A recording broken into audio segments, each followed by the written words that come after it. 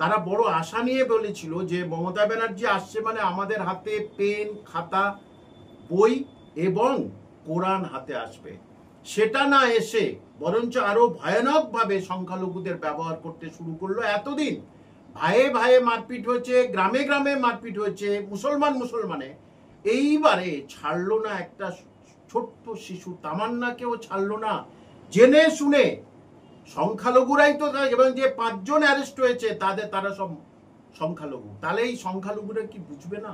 কোনো দিনের জন্য বুঝবে না যে কেন আমাদের ব্যবহার করছে? সেটা কি বুঝবে না? দেখুন 2000 যখন আসলেন 11তে 59 জন এমএলএ ছিলেন, তারপরে পরের ইলেকশনে হলো 58 জন এমএলএ, এখন 44 জন এমএলএ। অর্থাৎ মুসলমান আস্তে আস্তে ক্ষয়তে শুরু করেছে। সেটা সংখ্যালঘুরা কিভাবে আমি বোঝাবো? সংখ্যালঘুদের বোঝার সময় এসেছে যে আপনারা পরোক্ষভাবে রাজনীতি করুন, প্রত্যক্ষভাবে আপনারা মিটিং মিছিলে যাবেন না, বুথ জাম করবেন না, বোমা বন্দুক নেবেন না। এটা ইসলাম বিরোধী কথা। সূরা আল ইমরানের মধ্যে পরিষ্কার করে এটা বলে দিয়েছে যে ইসলাম বিরোধী কোন রকম ফাস্তা, কি বলবো, দাঙ্গা ফাসাদ ইত্যাদি এসব কোনো দিনের জন্য করবেন না। তবুও মুসলমানরা সেইটা করছে। নামাজ না পড়ে তারা মিছিলে যাচ্ছে, মিটিংয়ে যাচ্ছে। আমি সংখ্যালঘুদের করজোড়ে অনুরোধ করবো, একজন সংখ্যালঘু শিক্ষক হয়ে, যে আপনারা যে যার কাজ করুন, পেটে খাওয়ার জন্য কাজ করুন, দিনমজুরি করুন, বাগান চাষ করুন, যে যা করছেন, সময় হলে নামাজ পড়ুন। আপনাদের সন্তানদের আধুনিক শিক্ষা দিন। আরবি শিক্ষা দিচ্ছেন দিন, সেই সঙ্গে সঙ্গে আধুনিক শিক্ষা দিন। কারণ আধুনিক শিক্ষা না দিলে আপনার ছেলেরা ডাক্তার, ইঞ্জিনিয়ার, অধ্যাপক, প্রফেসর, টিচার হতে পারবে না। তবেই তারা তাদের চোখ খুলবে এবং তারা তখন বুঝতে পারবে, তাদের বাবা মাদের বোঝাবে যে তোমরা কিন্তু এই পার্টির ধারে কাছে যাবে না। দেখুন, কে কাকে ভোট দেবে সেটা তাদের গণতান্ত্রিক অধিকার। আমি বলতে পারবো না কে কোন পার্টিকে ভোট দেবে, কিন্তু একজন শিক্ষক হিসাবে সারা পশ্চিমবঙ্গের সংখ্যালঘুদের যে অধঃপতন দেখছি এবং তাদেরকে অধঃপতন করানো হচ্ছে বিভিন্নভাবেই, এটা কিন্তু কতদিন সহ্য করব আমি? এছাড়া প্রশ্ন উঠছে যে মা মাটি সরকারের আমলে বাংলায় হচ্ছেটা কি? আমরা দেখলাম যে চাকরিতে দুর্নীতি, শিক্ষায় দুর্নীতি, চিকিৎসা কেন্দ্রে দুর্নীতি এবং চিকিৎসা ক্ষেত্রে চিকিৎসক মানে সুরক্ষিত নয় এবং আইনজীবীও সুরক্ষিত নয়। তাহলে মা মাটি সরকার করছেটা কি? দেখুন,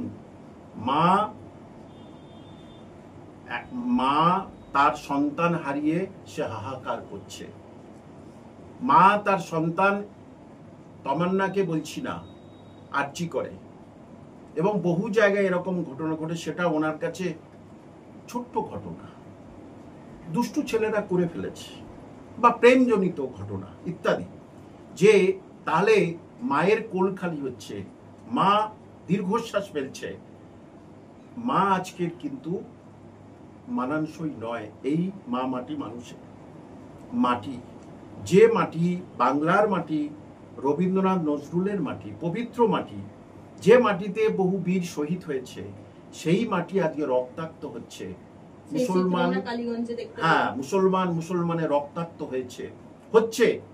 তাহলে মাটি অপবিত্র হয়ে গেছে। আর মানুষ প্রত্যেকটা মানুষ, অধিকাংশ মানুষ, তৃণমূলের যারা ক্যাডার, যারা পয়সা ইনকাম করে, তারা ছাড়া বাদবাকি মানুষ কিন্তু অশান্তির মধ্যে আছে। কারণ তারা জানে আমাদের উচ্চ শিক্ষিতা ছেলেমেয়েরা 10 বছর ধরে বসে আছে। এবং মাননীয় মুখ্যমন্ত্রী যে মাদ্রাসা এবং সংখ্যালঘু উন্নয়ন মন্ত্রী, সেই মাদ্রাসার দীর্ঘ 14 বছর এখনো গ্রুপ ডি রেজাল্ট বার হয়নি।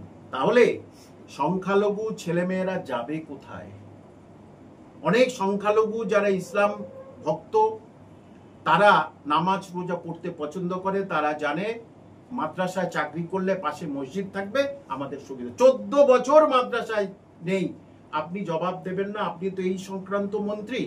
তাহলে এখানে মানুষ হাহাকার করছে, মানুষ আতঙ্কে ভাবছে, মানুষ আজকে যন্ত্রণায় কাতরাচ্ছে। অর্থাৎ মা মাটি মানুষ তিনটের সঙ্গে বেমানান হয়ে গেছে এই সরকার।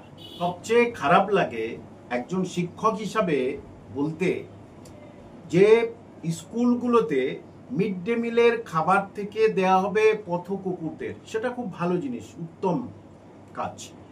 কিন্তু এই যে 235টার মতো মাদ্রাসায়, তার ভিতরে 31টা বাতিল হয়ে গেল। 235টা মাদ্রাসায় সেখানে ছাত্রছাত্রীরা মিড ডে মিল পায় না।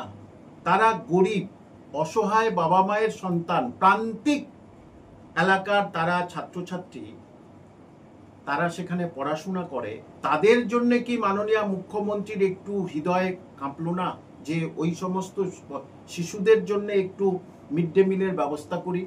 তাহলে উনি যে কথায় কথায় বলেন উনি যে খুব মুসলিম প্রীতি, আসলে ভোট আসলে মুসলমান মুসলমান মুসলমান, ভোট শেষ হলে মুসলমানদের আর মুসলমানদের রক্ষা করার মতো মানসিকতা ওনার আর থাকেই না। কারণ দেখুন, এই যে তামান্না, ছোট্ট তামান্না, সে ফেরেস্তার মতো, দেবদূত এর মতো, তাকে বোমা মারল। মাননীয় মুখ্যমন্ত্রী, আপনি একবারই যেতে পারেননি? বা আপনার ওখানকার যে এমএলএ কি আহমেদ, সে একবার যেতে পারেনি? তাহলে এটা থেকে বোঝা যায় যে মাননীয় মুখ্যমন্ত্রী কতটা মুসলিম প্রীতি ওনার অন্তরে আছে। অর্থাৎ মুসলমানরা সবসময় ভোট বাক্সের ভালোবাসার জন্য ব্যবহৃত হয়ে এসেছে এবং হবে। না হলে 10,000 মাদ্রাসা করবেন, 231টা মাদ্রাসা, তারা মাইনে পায় কত? একটা গ্রুপ আমার কাছে এসেছিল কিছুদিন আগে, তারা মাইনে পায় 4,000, 5,000, 6,000। এতে এই সময়ে একজনের চলতে পারে? সেখানে এই সরকারের কিছু ক্যাডার যারা ভ্যান চালাতো, রিক্সা চালাতো, তারা এখন 4 চাকা গাড়ি চড়ে বেড়ায়। তাহলে সংখ্যালঘুদের প্রতি এত অবহেলা কেন? অর্থাৎ এটাই বোঝা যাচ্ছে সংখ্যালঘুদের ভালোবাসা নয় ওনার কাছে। সংখ্যালঘুরা ভোট আসলেই তখন সংখ্যালঘুদের ভালোবাসা ওনার কাছে জেগে ওঠে। এটা একেবারেই মেনে নিতে পারি না, এবং পশ্চিমবঙ্গের কোনো সংখ্যালঘু থেকে সংখ্যাগুরু হিন্দু মুসলিম কেউ মেনে নিতে পারবে না যে 235টা মাদ্রাসায় কেন উনি মিড ডে মিল চালু করবেন না এবং কেন তাদের মাইনে বাড়াবেন না। এটা মেনে নেওয়া যায় না, কেউ মেনে নিতে পারে না।